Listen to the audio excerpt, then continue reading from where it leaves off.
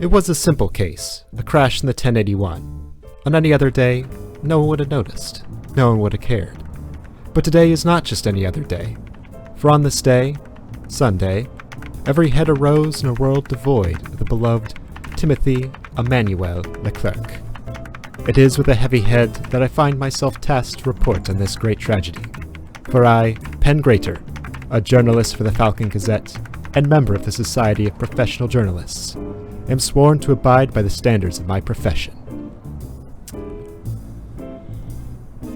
So follow me as we find the facts of this story whilst following the standards set by the SPJ.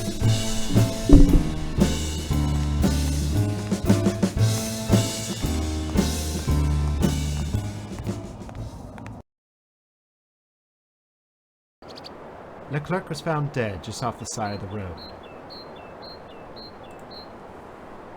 Ahead of him, there was a cabin in an advanced state of decay.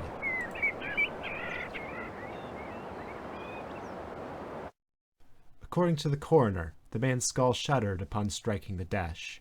His car's bumper was similarly crumpled around a solid pole at the center of the road.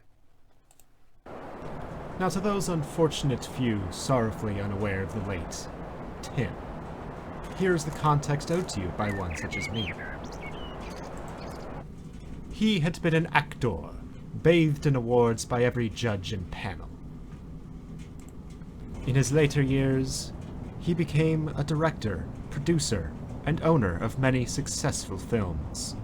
His achievements are many, vast, and loved.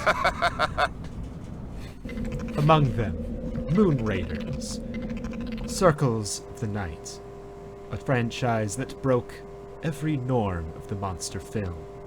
And then, Twins of Twilight,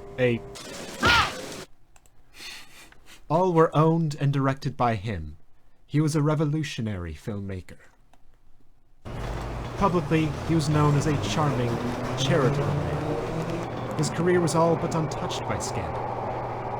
What enemies he had were silent and unknown. And yet, his brake lines were severed. His death was no accident. Someone had killed him.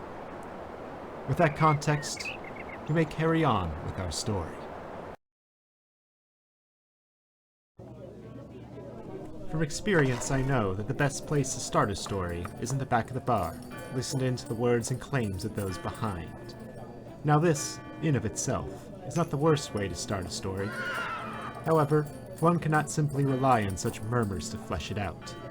It is, after all, difficult to cite some stranger without so much as a face to tie to them.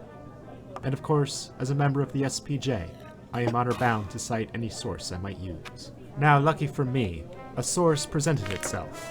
A man got himself rolling about some kind of ale, something about an audition with Tim that did not go as well as he might have liked. Of course, I presented myself to him, and began probing him for the facts. What followed was quite enlightening. The man was one William Gaston, an actor with quite the mob. Between the intermittent breaks to describe himself, the man presented an image of the late Tim of a pompous prick, overbearing in his behavior and overly demanding. Such an image cannot be reconciled with my image of the man, but as a journalist, it is my duty to shove aside any bias I might have. Image is everything, and the best of PR can make a king out of a swine.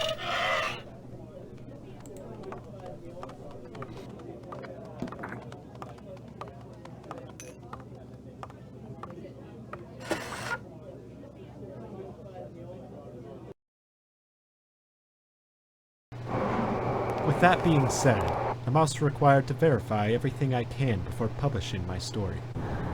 So with a claim such as that, I must learn more. As a journalist, it is necessary to gather info throughout the life of a story. Sometimes the information comes to you, sometimes you have to come to it. Today, it's the latter, perhaps tomorrow will be the former. According to several members of the late director's staff, Mr. Gaston's claims hold little weight. When asked about them, one Toledo Tekken, a member of Mr. Leclerc's stunt crew, said that these claims were spurious and beyond ridiculous. Another member offered to comment, but demanded to remain anonymous. Now, as a journalist, such demands are not unheard of. However, as specified by the SPJ, a journalist must avoid such sources.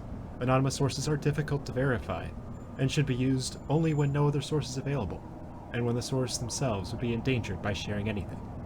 Since the danger is the source is not apparent, and since I have other, less anonymous sources, I shall not use them. So what to make of all this? One might point towards Mr. Gaston, seeing as the only one with any semblance of hate for the late Leclerc.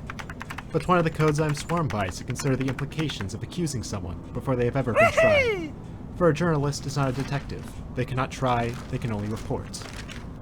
One must therefore balance the accused's right to a fair trial and the public's right to know. Therefore, as much as I might like to report on the hatred of Leclerc, I must report what I know without throwing anything around.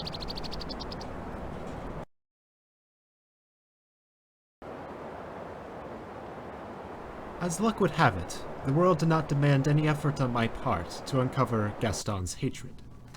The public has grown suspicious of the man. It has accused him of every lurid, cursed thing. They call him a murderer, a suspect, everything under the sun. Everyone is suspicious.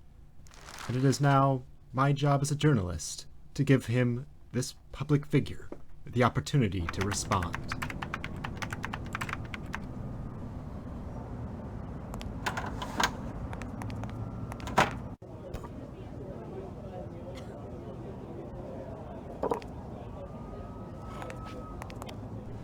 According to him, nothing at all was amiss. When asked about the witness who saw him wandering around Leclerc's car, he repeatedly denied any involvement in the director's death. In the name of being thorough, I questioned the police, who offered me nothing other than they would be hard at work getting at the bottom of the case. As a reporter, I can only write what I know, so with nothing else to go by, I must leave this story where it be. So until a new lead arises, I must bid you adieu.